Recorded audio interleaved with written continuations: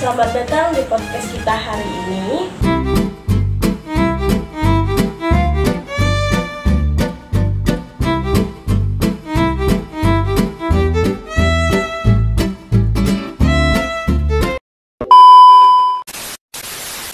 Nah, podcast kita hari ini judulnya itu adalah mendewasakan diri.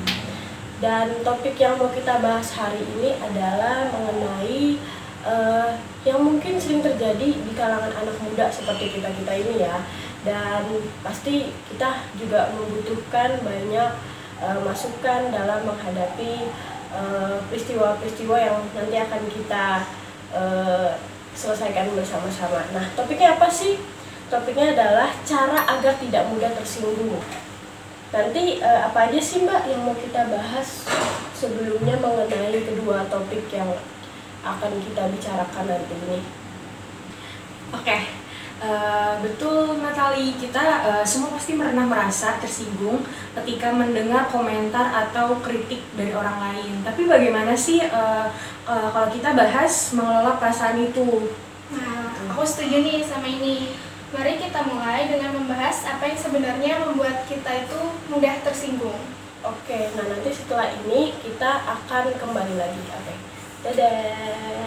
Wait a minute. Baik, jadi apa sih yang membuat kita tersinggung? Nah, tapi aku sebelumnya mau nanya dulu nih ke Mbak Vanessa. Kira-kira apa sih yang membuat Vanessa tuh merasa tersinggung?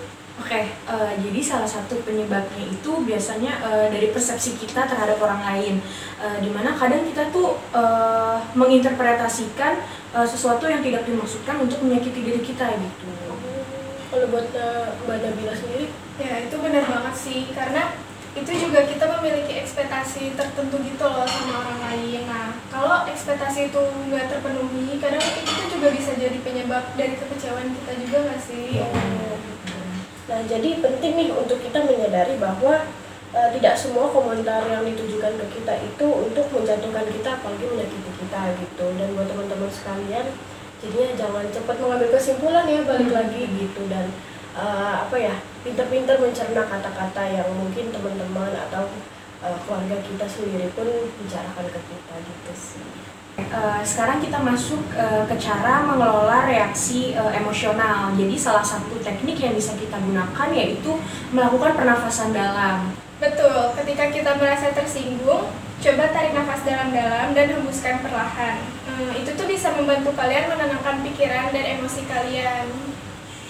Nah, selain itu kita juga bisa praktik mindfulness. Dengan berfokus pada saat ini kita bisa lebih objektif dalam menilai situasi gitu. Nah, kenapa kita harus pinter-pinter yang tadi balik lagi ya, pinter-pinter dalam menilai sesuatu yang teman-teman kita bilang atau yang mungkin kita rasakan juga nih ketika lagi bekerja atau lagi mengerjakan suatu kegiatan, terus tiba-tiba ada yang ngomongin, ih kok lu kerjanya gini, dalam arti itu bukan berarti mereka meremehkan kamu, atau mungkin ketika ditanyain, oh kok lu tugasnya cuma segini, nah itu bukan berarti juga kalau dia itu berpikir kalau oh lu salah, yang benar tuh gua, enggak juga. Cuma balik lagi ya, ketika kita harus mengambil kesimpulan mengenai pemikiran teman-teman kita gitu, kita juga harus bisa berpikir positif. Karena kalau kita berpikir positif, tentunya kedepannya kita akan lebih tenang dan enjoy melakukan apa yang kita akan lakukan di pekerjaan kita kemudian atau kegiatan-kegiatan yang akan kita ambil gitu. Oke, selanjutnya kita juga perlu untuk mengubah pola pikir, di mana kita mempertimbangkan nih sudut pandang orang lain ke diri kita gitu. Iya, benar banget. Dengan kita itu memahami latar belakang dan pengalaman orang lain, kita itu jadi bisa lebih berempati gitu loh sama orang-orang di sekitar kita. Nah, selain itu kita juga bisa mengingat bahwa kritik ini bisa membawa kita ke dalam perubahan. Misalnya mungkin kita kadang-kadang suka merasa, oh diri gue udah bener nih, ternyata dengan melalui kritikan orang atau teman-teman kita, bahkan pasangan kita pun sendiri bisa mengubah kita menjadi yang lebih baik. Jadi ya kritik itu tidak selamanya salah. Dan mungkin apalagi banyak orang sekarang bilang bahwa dari kita diomongin orang atau mungkin kita mendengar banyak orang yang berbicara tentang kita tuh bisa jadi introspeksi diri gitu, jadi pribadi yang lebih baik ke depannya gitu. Oke, sekarang mari kita bahas tentang membangun ketahanan emosional.